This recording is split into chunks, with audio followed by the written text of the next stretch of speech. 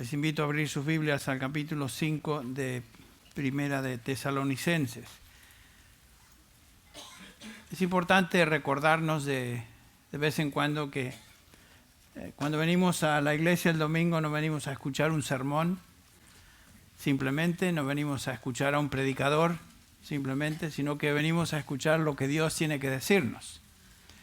Y en ese espíritu y con eso en nuestra mente y corazón es que abrimos ahora la palabra de Dios y nos encontramos en este capítulo 5 de Primera de Tesalonicenses que hemos estado estudiando por algunas semanas y continuamos hoy, versículos 21 y 22 en particular.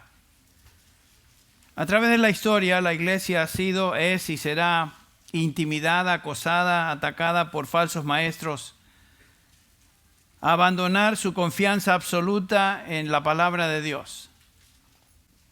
Esta es una lucha espiritual. No es simplemente el antagonismo de hombres, existen seres espirituales de maldad detrás de esta lucha. Y es justamente lo que nos dice Pablo en el capítulo 10 de 2 Corintios, a esto se refiere, a esta lucha. Versículo 3 dice, porque aunque andamos en la carne, no luchamos según la carne, porque las armas de nuestra guerra, nuestra contienda, no son carnales, sino poderosas en Dios para la destrucción de fortalezas. ¿Qué son estas fortalezas, Pablo? Bueno, él las menciona, las explica en el versículo 5, destruyendo especulaciones o argumentos, y todo razonamiento altivo que se levanta contra el conocimiento de Dios y poniendo todo pensamiento en cautiverio a la obediencia de Cristo. Esa es nuestra lucha. Esa es la lucha de la iglesia. La lucha de la verdad de Dios y la mentira, por supuesto, proclamada por aquellos que siguen al diablo, el padre de mentira. Entonces, en estos versículos 21 y 22 vamos a ver este tema del apóstol Pablo que es vital para la salud espiritual de cada uno de nosotros, para la iglesia. El tema es el discernimiento espiritual. Discernimiento espiritual, o sea, la habilidad de distinguir entre lo que es verdad y lo que es falso o una verdad a medias. Es importante. Entonces leemos en estos versículos que Pablo nos dice, examinadlo todo, retened lo bueno, absteneos de toda especie de mal. Hace unos años, hace un tiempo ya, estaba escuchando un programa radial evangélico en el cual un prominente líder cristiano estaba diciendo que Dios le había revelado a él que la iglesia cristiana estaba al borde del avivamiento espiritual más grande en su historia y que así como el libro de los Hechos de los Apóstoles íbamos a experimentar todos los milagros que allí se nos describen. Eso fue al principio del año 2000. Y con el mismo tono de autoridad, otros predicadores y profetas, entre comillas, afirman que los milagros que la iglesia vivió en el primer siglo van a ser pálidos comparados con los milagros y portentos que Dios va a realizar en su iglesia en esta época en la cual estamos viviendo. Eso se proclama por ahí. ¿Pero qué hacemos con este tipo de declaración?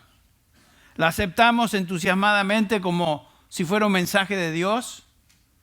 ¿Gritamos amén, amén, como muchos lo hacen en reuniones donde este tipo de profecía se pronuncia, o nos detenemos a cuestionar su legitimidad a la luz de la palabra de Dios? Y debo decir que eso es lo que debemos hacer. En el texto que acabamos de leer, Pablo nos exhorta a examinar todo con cuidado, y una vez que descubrimos aquello que es bueno, que es genuino, nos aferramos a ello y rechazamos lo inservible, lo que es malo. Pablo está hablando entonces de uno de los elementos más esenciales en la vida espiritual de cualquier creyente, y lo repito, es el discernimiento, la capacidad de distinguir entre lo bueno y lo malo, lo falso y lo verdadero. Trágicamente, la iglesia evangélica en general hoy demuestra una credulidad incomparable, sin barreras. Cree cualquier cosa, acepta cualquier práctica e es incapaz de discernir. Sin duda, el problema principal de la iglesia moderna es su falta de discriminación espiritual. La iglesia parece incapaz de distinguir entre la verdad bíblica y aquello que es invento de hombres, razonamiento humano, filosofías, o peor, tiene su origen en el padre de mentira, el mismo diablo. La iglesia no sabe distinguir entre lo falso y lo verdadero porque ha perdido su timón bíblico y va deriva en un mar lleno de confusión. En un sentido, no es algo nuevo, porque ya el apóstol Pablo, por ejemplo, escribiendo a los tesalonicenses, no tienen que buscarlo, se los leo, dice Colosenses 2:8, mirad que nadie os haga cautivos por medio de su filosofía y vanas sutilezas, según la tradición de los hombres, conforme a los principios elementales del mundo y no según Cristo. Pablo exhorta ahí a los colosenses y por supuesto a nosotros. Honestamente, yo creo que el cristianismo evangélico hoy corre el riesgo, y en muchos casos ya lo es, de convertirse en un neocristianismo. En otras palabras, tiene cierta apariencia de cristianismo, de cierta genuinidad, pero en realidad es una caricatura vulgar del cristianismo bíblico. La Biblia nos enseña que el objetivo principal del diablo, Satanás, es mantener al hombre ignorante de la verdad. Comenzó en el libro de Génesis, cuando después de la creación, en el capítulo 3, en la caída, y desde ahí en adelante es lo mismo. En primer lugar, el diablo mantiene a todo el mundo ignorante de su condición de muerte espiritual. Sabemos, según primera de Juan, capítulo 5, versículo 19, que el maligno está en control del mundo. Y por supuesto la gente está bajo la dirección del maligno. En 2 Corintios 4:4 nos dice el apóstol Pablo que el Dios de este mundo, el maligno, el diablo, Satanás, todos nombres dirigiéndose o describiendo la misma persona, ha cegado el entendimiento de los incrédulos para que no les resplandezca la luz del Evangelio. Noten eso. No solamente que la gente está muerta en delitos y pecados, insensible a las cosas del Espíritu, sino que acá más aún dice que el diablo ha cegado el entendimiento para que no resplandezca la luz del Evangelio. Y el diablo hace eso. Es su función. Pero si él no tiene éxito en impedir que la gente se convierta a Cristo, el enemigo continúa su obra de engaño, o de engañar, mejor dicho, a los hijos de Dios en cuanto a la verdad de su palabra. Y realmente el diablo ha logrado esto hoy a un nivel y con un alcance realmente incomparable. Y como resultado, lo que observamos hoy en la iglesia es una iglesia pobre en su conocimiento de doctrina, teología y por lo tanto débil y confundida. Es la condición que Pablo describe en Efesios 4:14. Andan engañados de aquí para allá. El versículo 14 dice ya que son niños, no seamos niños, sacudidos por las olas, llevados de aquí para allá por todo viento de doctrina, por la astucia de los hombres, por las artimañas engañosas del error. La iglesia está confundida, está siendo llevada de aquí para allá con todo tipo de doctrina. Y realmente esta confusión no debería existir, puesto que hemos sido advertidos una y otra vez en la Escritura acerca de ello. La Biblia nos advierte que vendrían doctrinas de demonios, herejías destructivas, mitos, espíritus engañadores, fábulas mundanas, filosofías huecas, sutilezas de origen humano. Jesús nos dijo que vendrían lobos rapaces vestidos de ovejas. Pablo habló de lobos que se introducirían en la iglesia y no perdonarían al rebaño.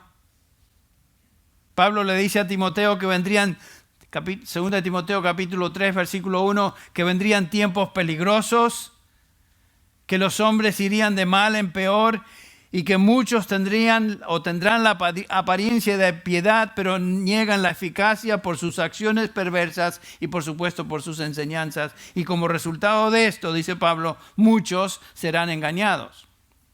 O sea que somos advertidos. ¿Por qué está siendo engañada la iglesia?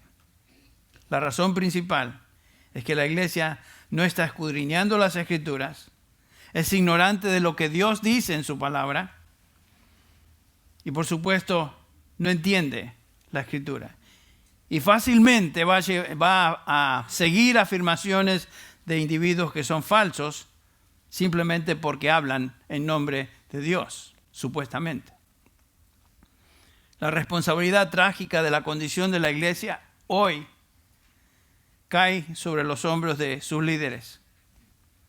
Muchos de los profetas modernos y los que predican haciéndose pasar por siervos de Dios son como los fariseos del día de Jesús. Representaban a Dios en público, pero no conocían ni sabían interpretar correctamente las Escrituras. Noten las palabras del Señor a estos fariseos y saduceos. En Mateo 16:1 les dice: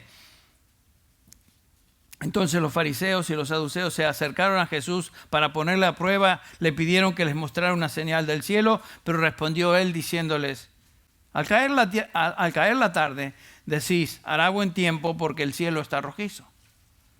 Y por la mañana hoy habrá tempestad porque el cielo está rojizo y amenazador. La pregunta de Jesús es esta: ¿sabéis discernir el aspecto del cielo, pero no podéis discernir las señales de los tiempos? Estos líderes religiosos de aquel día poseían cierto conocimiento primitivo, conocimiento limitado en cuanto al clima, pero aún este corto y limitado discernimiento en cuanto a las condiciones climáticas era superior al discernimiento espiritual de ellos. No lo tenían. Jesús les dice: no podéis discernir las señales de los tiempos. Las realidades espirituales que se estaban haciendo manifiestas delante de sus narices no podían discernir. El Mesías estaba presente con ellos y no lo reconocieron. Esos hombres tenían las Escrituras y deberían haber reconocido lo que éstas decían acerca del Mesías, pero no fue así. Lo que buscaban era algo más, una señal, una experiencia más allá de lo que Dios ha revelado en la Escritura. No fueron capaces de distinguir entre la verdad y el error. Y noten esto, que un principio importante de recordar es que la actividad religiosa o ser líder religioso no es sustituto por el conocimiento y compromiso con la verdad. Uno puede ser una eminencia religiosa, pero ser ignorante de la verdad de Dios. Estaba hablando con un joven en el primer servicio y me decía me preguntaba, bueno, ¿y qué títulos debía uno tener para el ministerio? ¿Qué títulos tenía yo? Los pastores, le digo, mira, el título te puede llevar hasta cierto punto, pero no importa qué título uno tenga. Uno puede tener doctorado en esto, doctorado en lo otro, pero en cuanto a la sabiduría espiritual, ser nulo, no entender. O sea que el título no te hace ministro, no te hace pastor. Este muchacho está pensando en anotarse en el seminario, por lo menos está considerando el seminario como posibilidad. Estos eran eminencias religiosas, los fariseos y saduceos, pero no entendían, no tenían discernimiento espiritual. El discernimiento espiritual es uno de los elementos indispensables en la vida de un cristiano, en la vida de un hijo de Dios, y se logra enfocándose en la verdad. Ahora volvamos al pasaje en 1 Tesalonicenses 5. Pablo escribe esta exhortación tan importante a examinar todo y aferrarse a lo que es bueno a cristianos, a personas como nosotros. No se dirige simplemente a líderes evangélicos o líderes de la iglesia. Repasemos un poquito lo que hemos visto en cuanto a lo que los versículos del 16 en adelante nos dicen. Pablo está enumerando una serie de principios elementales en la vida cristiana. El versículo 16 dice: estad siempre gozosos. Hablamos de eso. Orad sin cesar. Dad gracias en todo, porque esa es la voluntad de Dios. No apaguéis el espíritu. No menospreciéis las profecías, referencia a la palabra de Dios revelada. Y ahora el apóstol Pablo llega a los versículos 21 y 22 y dice: examinadlo todo, retened lo bueno, absteneos de toda especie de mal. Esa palabra examinar es la palabra en griego dokimazo, que es una palabra conocida para todo estudiante, aún estudiante básico del Nuevo Testamento. Frecuentemente se usaba o se usa para referirse a algo que se pone a prueba para revelar o manifestar si es legítimo o no. A menudo se usaba en referencia a probar metales, con el objetivo de quemar lo que es hojarasca y obtener lo que realmente es el metal puro. Pero ¿qué está diciendo Pablo aquí?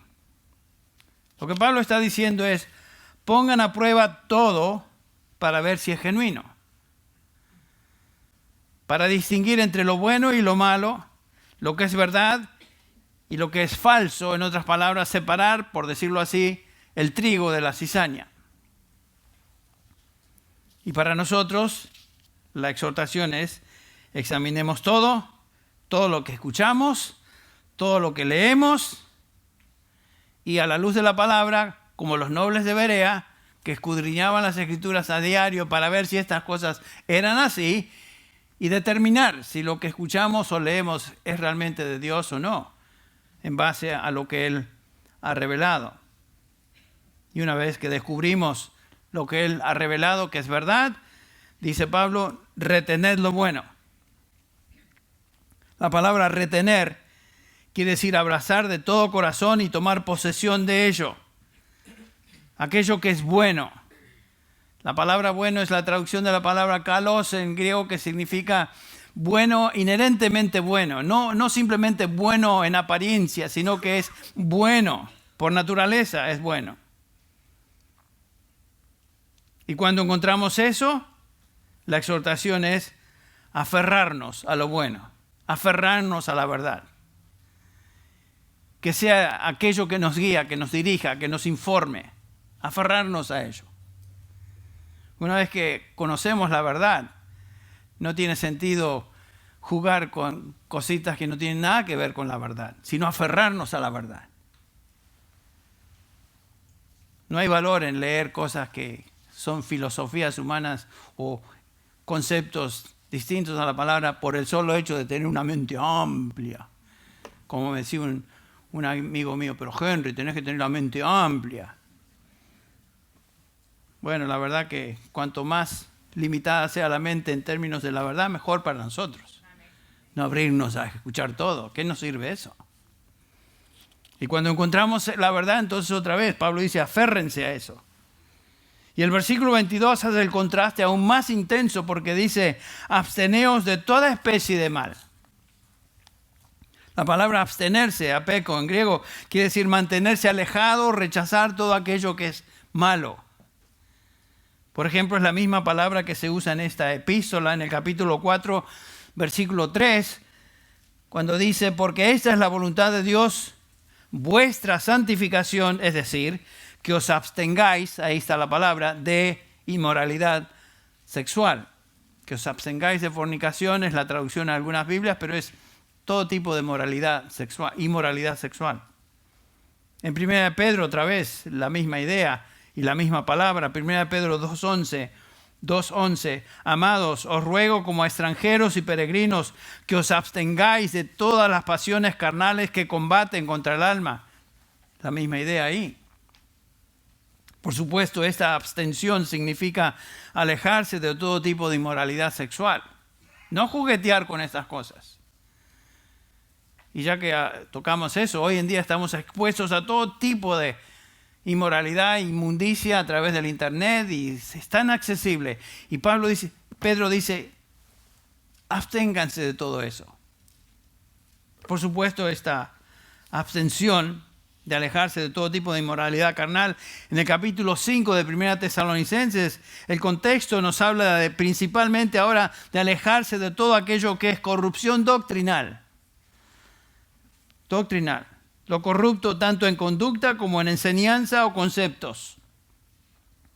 Y recordemos lo que leímos de 2 Corintios 10, 4. Nuestra batalla no es una batalla que podemos ver, observar, sino que nuestras armas son espirituales, porque luchamos contra todo argumento y toda especulación que se levanta contra Dios. Estamos luchando contra filosofías, conceptos que batallan por el alma de los seres humanos.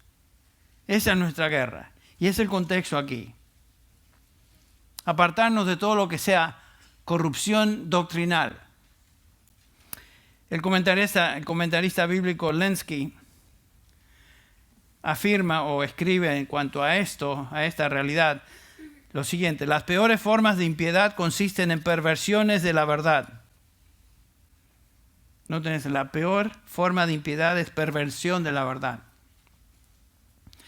Mentiras espirituales, aunque hoy en día muchos ven esto como con indiferencia y las consideran inofensivas. ¿Ven lo que está diciendo?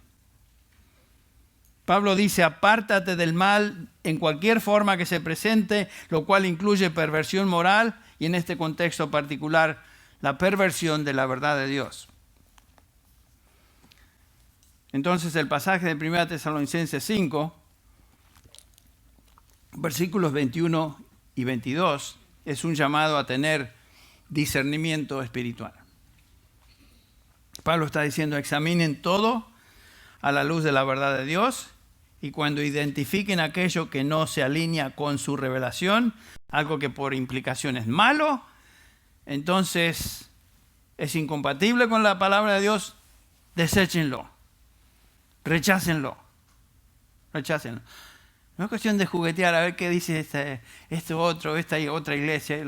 No, una vez que entendemos la verdad, nos apegamos a ello.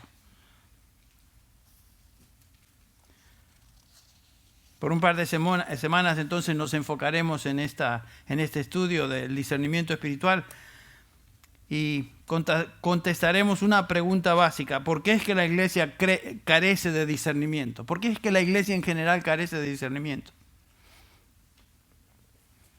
Cuando yo viajo, como lo hago a menudo, y voy a diferentes lugares donde obviamente los evangélicos se reúnen, acabamos de estar en Guadalajara y estuvimos en una iglesia anfitriona, una buena iglesia, pero venían personas de varias denominaciones y grupos ahí, y otra vez uno se da cuenta qué falta de discernimiento existe entre la gente por las preguntas que hacían y los comentarios que me hacían personalmente.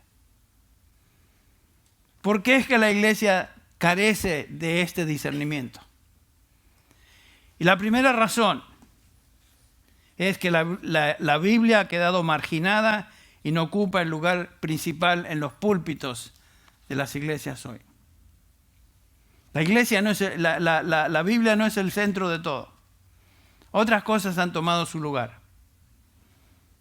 El problema que se observa es en una forma tan obvia en muchos de los que usan su plataforma pública para enseñar cosas que revelan su falta de profundidad en las Escrituras y a menudo su ignorancia total de las Escrituras. Es porque no la usan, no la estudian. Hace unos años era muy común en la iglesia evangélica, cuando yo era joven, entonces hace muchos años, cuando tenía unos 20 años, 18 a 28 años, recuerdo que era parte de la iglesia, parte de la instrucción, alentar a los cristianos a estudiar la palabra de Dios, a pensar bíblicamente, a examinar las Escrituras. Recuerdo, por ejemplo, que cuando era joven otra vez, nuestra iglesia celebraba anualmente una conferencia bíblica donde varios predicadores invitados venían y exponían la palabra de Dios, explicando y aplicando los principios de la Escritura a la vida. Era una semana especial y varias iglesias en el sur de California participaban en esta conferencia bíblica. Era un deleite realmente escuchar a tantos hombres de Dios exponer la palabra de Dios y ser expuestos a la verdad de Dios de esa manera. Recuerdo que estos hombres eran reconocidos como maestros de la Biblia, quienes habían dedicado sus vidas a estudiar la palabra y a exponerla con claridad en la iglesia. Pero hoy en día, ¿dónde están? Bueno, estos que estaban enseñando en esos días pasaron a la presencia del Señor. Y hoy no tenemos tantos maestros de la Biblia. Hoy no existen no es común escuchar y tener conferencias sola y exclusivamente bíblicas en las iglesias. No existe.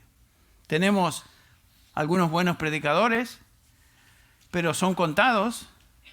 Y gracias a Dios los tenemos en nuestro contexto y vienen a nuestra iglesia y estamos expuestos a excelente enseñanza bíblica en nuestra congregación. Pero nosotros somos como un dinosaurio en la iglesia evangélica. No es común. Esto no es común.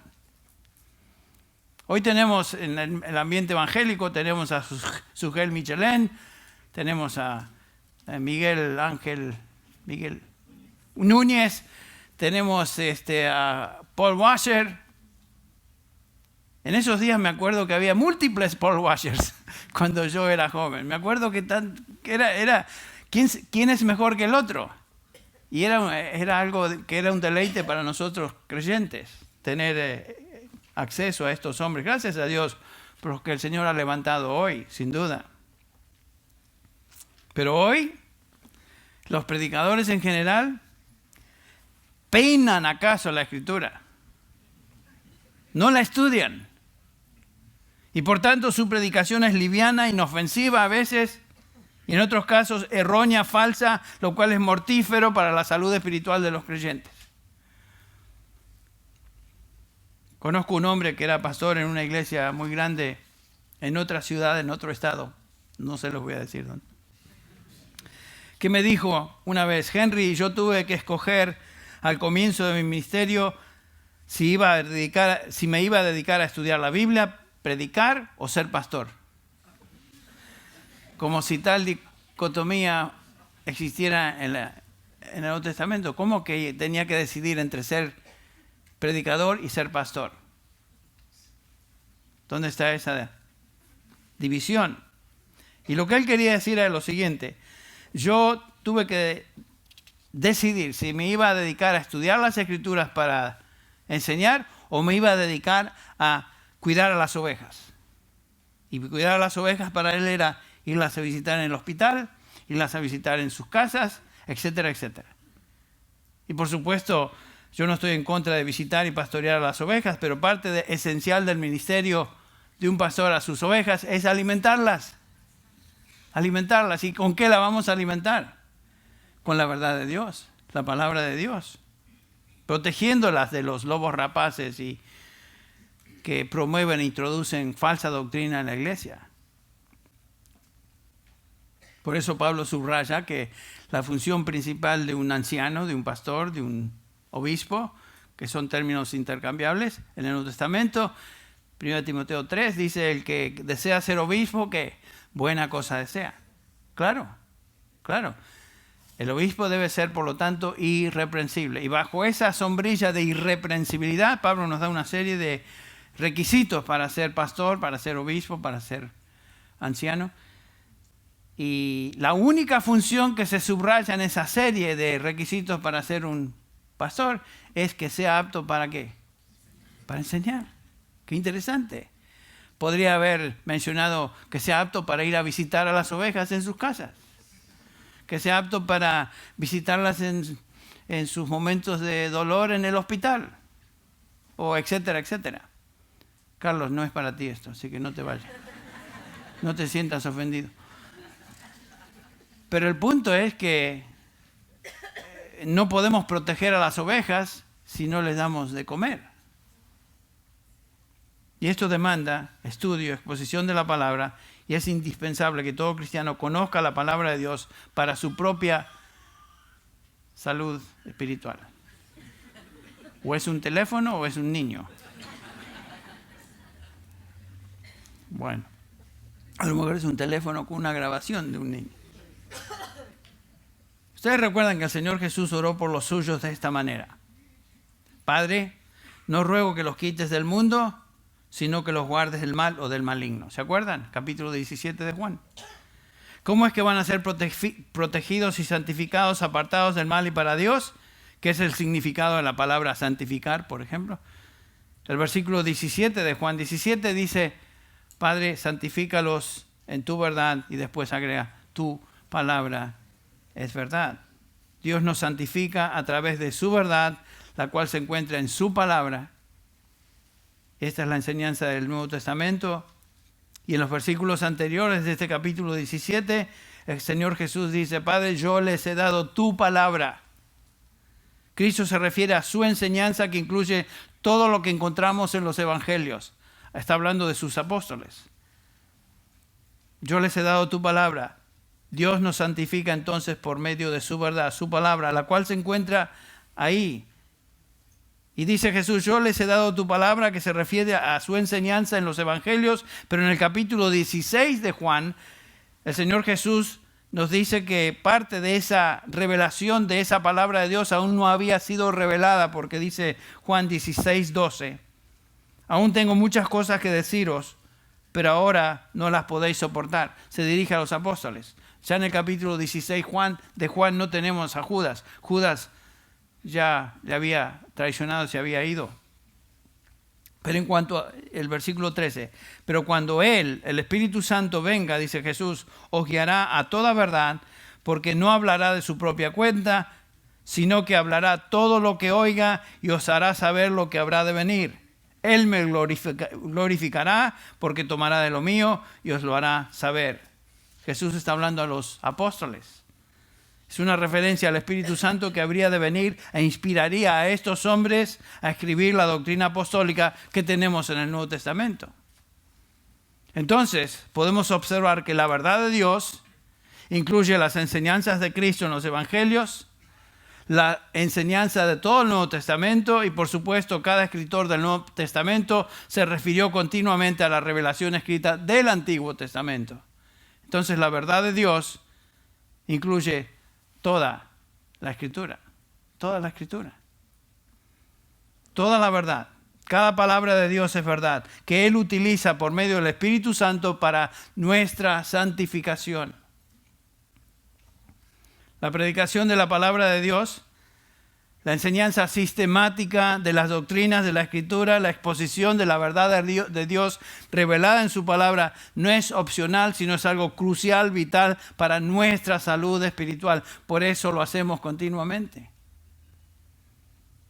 Sin embargo, la iglesia hoy se ha alejado de la exposición bíblica, la proclamación de la verdad revelada en la Escritura, y ha reemplazado lo central en el púlpito y en la iglesia con otras cosas, tales como drama, música, equipos de mímica, entretenimiento, charlas sobre la autoestima, coloquios, que es muy común eso hoy, y las relaciones interpersonales, experiencias místicas, cosas que están diseñadas para evocar reacciones emocionales en lugar de alumbrar el entendimiento.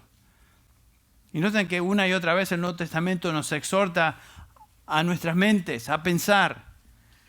¿Se acuerdan las palabras de Pablo en Romanos capítulo 12, versículos 1 y 2? Un pasaje que sin duda han memorizado. Pero dice Pablo, por lo consiguiente, hermanos, os ruego por las misericordias de Dios que presentéis vuestros cuerpos como sacrificio vivo y santo, aceptable a Dios, que es vuestro culto racional. Noten el versículo 2. Y no os conforméis a este mundo, sino transformaos mediante la renovación ¿de qué? De vuestra mente, para que verifiquéis cuál es la voluntad de Dios, lo que es bueno, aceptable y perfecto. La exhortación es a la mente. En Filipenses capítulo 4, versículo 8, Pablo dice, por lo tanto, todo lo bueno, todo lo que es verdadero, todo lo bueno, todo lo que es puro, si hay virtud alguna en ello, y otras cosas, en estas cosas, dice Pablo, pensad, meditad. Segunda de Timoteo 4:7 le dice el apóstol Pablo a Timoteo, Timoteo, considera lo que te digo, piensa en lo que te digo y el Señor te dará entendimiento. Segunda Corintios 10:4-5, que ya vimos, estamos luchando en esta guerra de conceptos, ideologías, argumentos, y toda la Escritura va dirigida a pensar, a nuestra habilidad que como seres humanos tenemos de pensar, de discernir. no a experiencias religiosas simplemente.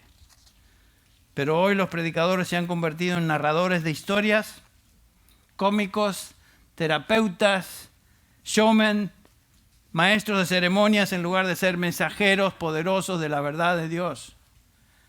Eso es lo que la gente necesita, la iglesia necesita. ¿Qué acerca de la predicación evangelística hoy? Hoy la presentación del evangelio, digamos, en una campaña evangelista se saltea y evita elementos claves de lo que significa venir a Cristo, que es el evangelio. En un libro popular llamado Evangelismo de Poder, su autor, que ha fallecido en un sentido que bueno, porque ya no sigue enseñando estas cosas,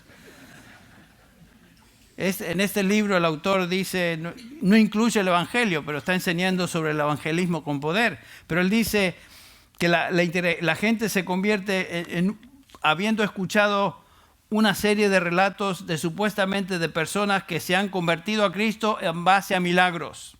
Entonces lo que han visto, gente que viene a Cristo por medio de milagros, y eso lleva a las personas a considerar el evangelio. Leí de un celebrado evangelista quien reporta la salvación de almas, noten esto, antes de su predicación, perdón. O sea que este evangelista está diciendo que la gente se convierte aún antes de que él se ponga a predicar. ¡Qué poderoso es! Pero ¿en base a qué se convierten? Esa es la pregunta. He estado en reuniones evangelísticas donde el predicador da una presentación superficial del evangelio sin ningún compromiso, pero con mucha euforia y entusiasmo, y al final de la predicación comienza una larga y tendida invitación a aceptar a Cristo y pasar al frente. He estado en esas reuniones, posiblemente algunos de ustedes también. La pregunta es, y la gente pasa al frente, pero la pregunta es, ¿por qué pasan al frente? ¿En base a qué responden? No es el evangelio, porque ahí no estaba el evangelio. Entonces, ¿por qué se motivan? El mensaje no poseía elementos fundamentales bíblicos de lo que significa venir a Cristo y convertirse en cristiano, tales como Dios es santo y demanda absoluta justicia. El reconocimiento de que el hombre es pecador y en esa condición de pecador no puede venir a Dios a menos que Dios intervenga en su vida. El hecho de que nadie puede salvarse por obras. Que Cristo es el Hijo de Dios que vino a morir como sustituto del pecador. Que creer en Cristo significa arrepentirse de pecado y entregarse a Jesucristo dependiendo totalmente en su gracia para obtener salvación. Esas cosas y esos elementos no se encuentran en la predicación común de hoy. El tipo de predicación evangelística que hoy se escucha carece de información bíblica. La información más básica de lo que el Nuevo Testamento dice es venir a Cristo. La Biblia nos dice que la fe viene por el oír. Sí, pero ¿el oír qué? La palabra de Dios, específicamente el mensaje acerca de Cristo. No hay fe sin una predicación del evangelio.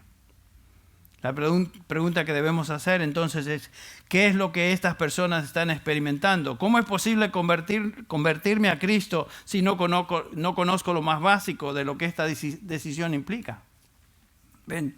Y las iglesias están llenas de personas que supuestamente son evangélicas, que supuestamente son cristianas. Yo creo que una de las razones por que la enseñanza bíblica se ha debilitado en la iglesia es el deseo de no ofender a nadie, no ofender a la gente. Y se predica un evangelio light para que no ofenda, para que no pise callos, para que no moleste a nadie. Entonces le damos un evangelio light y tratamos de un ambiente que la gente se sienta cómoda, se sienta feliz, porque hablamos de la prosperidad, de la sanidad y la autoestima. Entonces, claro, ahí se llenan las gentes, se llenan los templos y las iglesias, de gente que simplemente viene a la iglesia por motivos X, pero no por seguir a Cristo, el Cristo que el Nuevo Testamento nos enseña. La iglesia tiene temor de hacer esto. Es como si existiera un antagonismo a la doctrina clara de la Biblia, porque ésta divide y ofende. Pero saben que esto no se puede evitar. La doctrina clara siempre divide y siempre ofende. Cristo no vino a este mundo para hacerse de amigos. Su verdad es exclusiva y divide, y su verdad ofende. Una vez y otra vez leemos en los evangelios que su predicación, la predicación del Señor, siempre causó división. Por ejemplo, leemos, ofendió sin duda a los judíos. En Juan 5:16 leemos, por ejemplo, a causa de esto los judíos perseguían a Jesús porque hacía estas cosas en el día de reposo. Estaban ofendidos porque Jesús sanaba enfermos en el día de reposo. Y el día de reposo para el judío es que supuestamente uno no trabaja. Y consideraban el sanar a un enfermo como trabajo. El versículo 17, pero él les respondió: hasta ahora mi padre trabaja y yo también trabajo. Entonces, por esta causa, los judíos aún más procuraban matarle, porque no solo violaba el día de reposo, sino que también llamaba a Dios su propio Padre, haciéndose igual a Dios. Claro, porque era Dios hecho carne. Sabemos que la predicación de Cristo no causó que las multitudes le siguieran por su predicación, sino por sus milagros y por sus sanidades que las hacía. Capítulo 6 de Juan, lo hemos estudiado. Multitudes le seguían hasta que llegamos al versículo 66 y él, después de haber dicho lo que significa venir a él, comer su carne, que implica creer en él, aceptarle a él, vivir por él, esa multitud de discípulos los abandonó, le abandonaron. Una y otro y otro y otro se fueron y quedó con un grupo muy reducido de personas, sus discípulos, a quienes él les dice: ¿queréis acaso vosotros iros también? Y Pedro, gracias a Dios que siempre hay un remanente fiel, Pedro dice: Señor, ¿a quién iremos? Tú tienes palabras de vida. Y nosotros, dice Pedro, hemos creído. Si predicamos la verdad bíblica, vamos a ofender, porque la verdad es luz que expone las tinieblas. Este mundo es un mundo de tinieblas. Y dice Jesús que la luz vino al mundo, pero los hombres rechazaron la luz porque amaron más las tinieblas que la luz. Juan 3:19. Por supuesto, la luz del Evangelio, la claridad del Evangelio explicado tal como el Nuevo Testamento lo explica, causa rechazo. Causa rechazo. Los hombres aman más las tinieblas que la luz. Y debemos recordar que este mundo en el cual vivimos es territorio enemigo. No estamos aquí para quedarnos aquí. Somos peregrinos, vamos en proceso. Este mundo pertenece al diablo y aquellos que le siguen. Siempre vamos a experimentar oposición si hablamos la verdad. Muchos cristianos piensan que si eliminamos la doctrina de nuestra predicación y nos dejamos guiar por el amor, vamos a llevarnos bien con todos. Es imposible. Si dejamos la doctrina a un lado, junto con ella va a desaparecer la verdad. Va a desaparecer la convicción, va a desaparecer el discernimiento del cual estamos hablando. Y eso no se puede considerar. Es imposible. El precio es demasiado alto para dejar a un lado. No podemos buscar la unidad de la iglesia evitando o dejando a un lado la verdad de la palabra de Dios. Ustedes recuerdan en Juan 17:21 el Señor Jesús pidió al Padre que los suyos sean uno, pero esta petición fue precedida por su oración: santifícalos en tu verdad. En el versículo 17. La unidad cristiana se fundamenta en la verdad de Dios, no salteándose la verdad de Dios. No puede haber unidad sin doctrina. ¿Qué nos une a los mormones? ¿Qué nos une a la iglesia romana? ¿Qué nos une? Si no es la verdad, no podemos estar unidos. Es imposible. Noten que Pablo le dice a Timoteo que es una vergüenza no trazar con precisión la palabra de verdad. Noten. 2 Timoteo 2:15 dice: procura presentarte a Dios aprobado como obrero que no tiene de qué avergonzarse, que usa bien, que traza correctamente y con precisión la palabra de verdad. Noten eso, es una vergüenza no usar bien, no trazar correctamente la verdad de Dios en su palabra. Es una vergüenza entonces no poder discernir entre lo que es verdad y lo que es falso. Entonces, el contribuyente mayor a la falta de discernimiento espiritual es que la iglesia ha abandonado la Biblia. Hay una segunda razón y la cubrimos brevemente y continuamos la próxima vez. Y es esta: una mentalidad relativista. ¿Qué quiero decir con eso? Bueno, la inhabilidad de pensar en algo opuesto, blanco y negro, verdad, falso. Vivimos en una época en el mundo occidental, en el mundo que se llama hoy postmodernista, donde la gente piensa que la verdad es relativa. Lo que es verdad para ti, tal vez no es verdad para mí, pero esa verdad para ti es tan valedera como mi verdad. Así que realmente no hay una verdad absoluta. No hay blanco y negro. Todos vivimos en un mar de gris. ¿Es eso verdad? Dios es el autor de la verdad. Y si Dios es el autor de la verdad, entonces Dios determina qué es verdad y qué es mentira. Y es imposible pensar de que tú tienes tu verdad, yo tengo la mía. Es imposible. En la Biblia tenemos claramente la antítesis. El discernimiento es esencial. La Biblia establece en términos categóricos lo que es verdad y lo que es falso, ¿no es cierto? En cuanto a acerca del destino del hombre, la Biblia nos da dos posibilidades. El hombre o va al cielo o va al infierno. Hay dos tipos de hombres: hombres salvados y hombres perdidos. Hay dos tipos de siervos: los que sirven a Dios y los que sirven al diablo.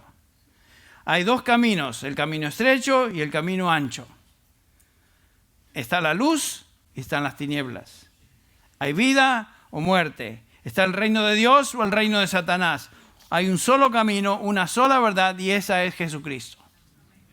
Jesucristo dijo: yo soy el camino, la verdad y la vida. Nadie viene a Dios Padre sino por mí.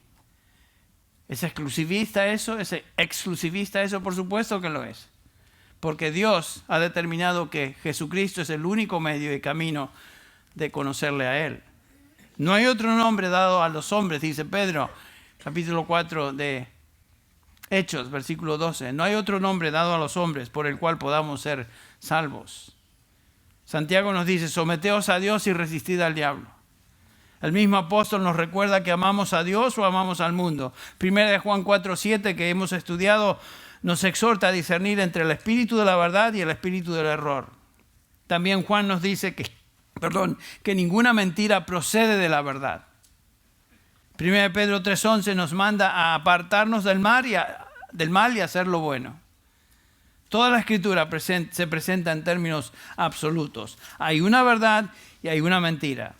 En la Biblia no existe el concepto tan popular aplicado a la religión que todos los caminos conducen a Dios. Ese es un dicho: todos los caminos conducen a Roma, pero no todos los caminos conducen a Dios. Hay un solo camino, y ese camino es Jesucristo. La Biblia no nos da ningún permiso a ser tolerantes al costo de la pureza doctrinal. Donde Dios habla claramente y autoritativamente, nosotros hablamos con autoridad. Existe una línea clara trazada, existe una verdad absoluta, que es lo que Dios dice, y no hay lugar para comprometer las convicciones que no son basadas en la palabra de Dios. Escuche bien: el discernimiento espiritual puede florecer y crecer únicamente en un ambiente de clara definición doctrinal. El discernimiento espiritual demanda que tengamos convicciones bíblicas. Entonces, Pablo está hablando de eso. Claramente nos invita el apóstol Pablo a desarrollar discernimiento espiritual, examinarlo todo, retener lo bueno, absteneos de toda especie de mal. Eso es lo que la palabra de Dios nos enseña. Vamos a continuar el próximo domingo considerando este tema del discernimiento espiritual, pero vamos a orar para terminar esta mañana. Señor, te damos gracias hoy por esta oportunidad de abrir tu palabra y examinarla una vez más. Y ver aquí donde el apóstol Pablo nos exhorta a examinar todo y retener lo bueno. Y abstenernos de todo tipo de falsedad, todo tipo de error. somos llamados como cristianos, Señor, a tener discernimiento. Ayúdanos, Señor, a estar comprometidos con tu verdad, a familiarizarnos más y mejor con tu verdad, para estar en condiciones de entenderla y defenderla. Padre, gracias te damos por tu palabra, la cual nos ilumina, como el salmista nos dice, es lámpara a nuestros pies y lumbrera a nuestro camino. Te damos gracias, Señor, porque tú has hablado claramente en tu palabra y nos has dado tu verdad encarnada en Cristo Jesús y tu verdad revelada en la Escritura. Gracias te damos, Padre, por esto que gozamos como pueblo tuyo, como hijos tuyos. Ayúdanos a abrazar esta verdad. Señor, abrazarla con todas nuestras fuerzas y abstenernos de todo tipo de error y maldad. Te pedimos estas cosas en el nombre de Jesús. Amén.